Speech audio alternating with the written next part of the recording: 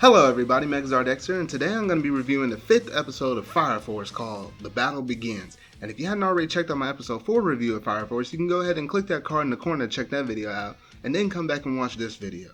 This episode started off as a small little ember from that previous episode, and the creators have slowly been adding fuel to the fire, and now it's grown into a middle-sized flame. They poured in character development for our heroes and villains alike. They poured in a crisp animation and spectacular action scenes. They added in some new mysterious-like elements that got the audience pondering what would possibly come next. They added all of this and more to this week's Fire Lit episode. So go ahead and grab a cool towel and get ready to fan these embers as we get ready to go over this latest episode of Fire Force. Is there something you wanted, my little Miss Have-Not? I'm not sure what exactly you're doing, but from what I've heard, it sounds really dangerous. Are you defying the Great Soul on purpose? You've got some nerve, wearing that habit in front of me!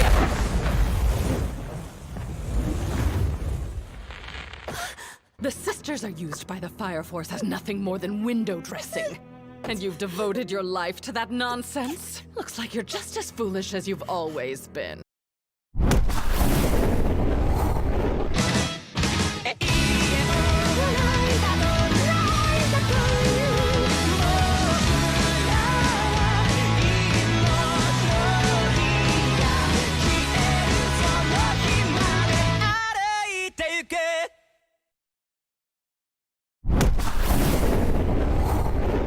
With her clothes soaking wet, Iris kneels beside the fountain and recalls growing up a sister alongside Hibana a long time ago.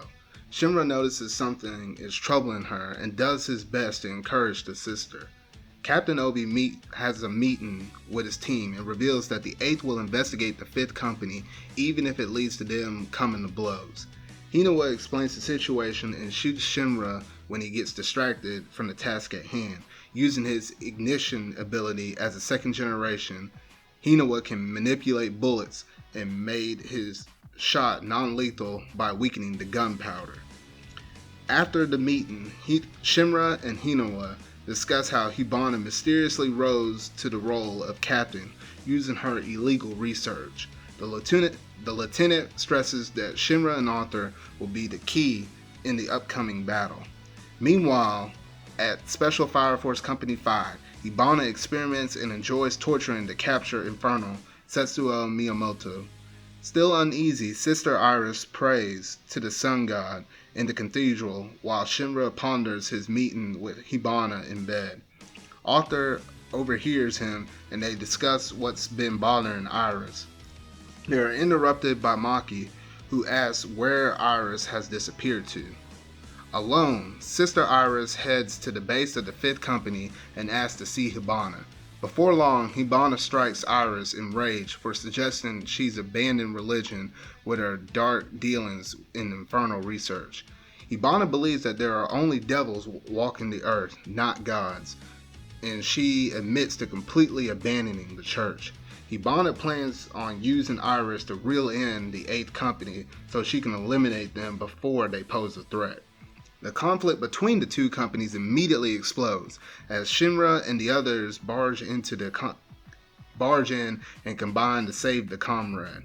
Maki questions whether they should be acting so rashly, but Hinawa believes the 5th can't file an official report with all of their shady research laying about.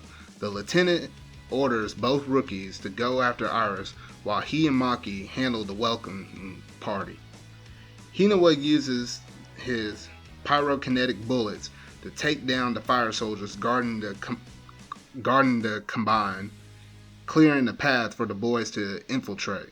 Arthur is quickly confronted by a conehead scientist who's improved Miyamoto's and given the ability to shoot concentrated blasts of fire.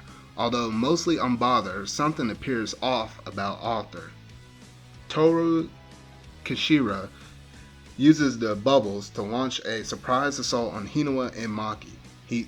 By breathing flammable gas into the zero oxygen bubblegum, Kishira creates bubbles that explode once they pop. The bubbles prove to be tremendously explosive. However, Maki gives away the target's position, and that's enough for Hinawa to defeat him using his ballistic and ricochet control. Immediately following their victory, the lieutenant and the witch are confronted by the Fifth Angel's three.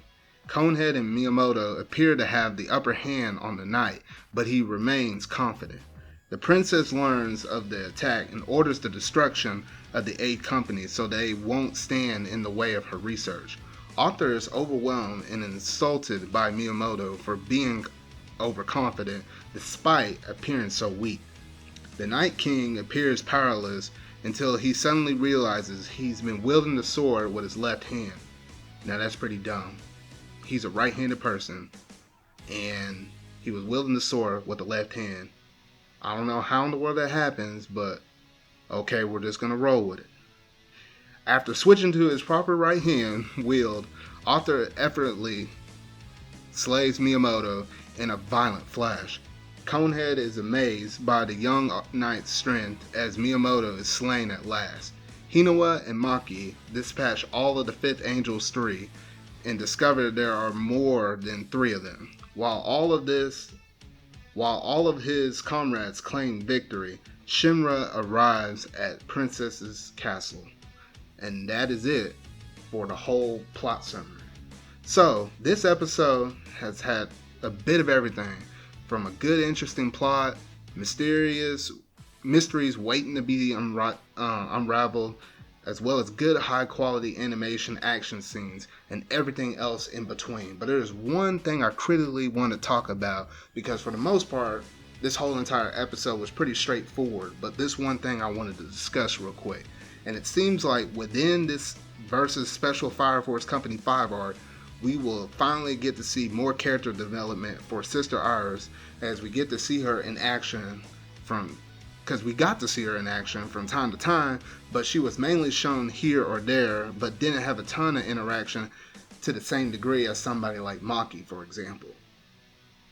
But from what I was able to see, it seems as if Iris had some previous connections to Hibana, as it was shown that Hibana once went to a nun school same as Iris. Now the real question is, why did Hibana turn from her previous ways and turn to this crazy woman that is bent on having her suspicious ways and reasoning of why she wants to keep the spontaneous human combustion research to herself? Now, we do know some of the reasons why she keeps that knowledge to herself, and one reason is she sells the knowledge to other people. So, a new question arises that many people may not be thinking of at this moment in time. Who are the other people on the other side that are receiving this infernal knowledge? As for my own opinion, I believe Company 5, whether they know this fully or not, they are working for a greater entity who are using them as a lower standard source to do their dirty work, and we will likely briefly see them possibly at the end of this arc for a brief moment of time. At least that's just my prediction. But I'm curious to hear all of y'all's thoughts about what you thought about this episode, as well as some deeper plot elements that have been shown in this episode as we go on into the future of this new arc. And that is all for my 5th review of episode 5, so I hope you really enjoyed it. If you hadn't already done so, make sure you hit that like button if you like this video, and hit that subscribe button and that bell to keep up to date on all things Fire Force I am reviewing this season. Also, if you want to check me out on social media, you can check me out on my Twitter at Megazard_X, just to keep up to date on all things that I'm doing, just throughout my life or here and there or whatever. So make sure to tune in next time for my review of episode 6, The Spark of Promise. So until whatever video I make next, see ya. I wonder how things are going for Arthur and Shinra. While the two of them dash around spreading havoc, we can track down those documents.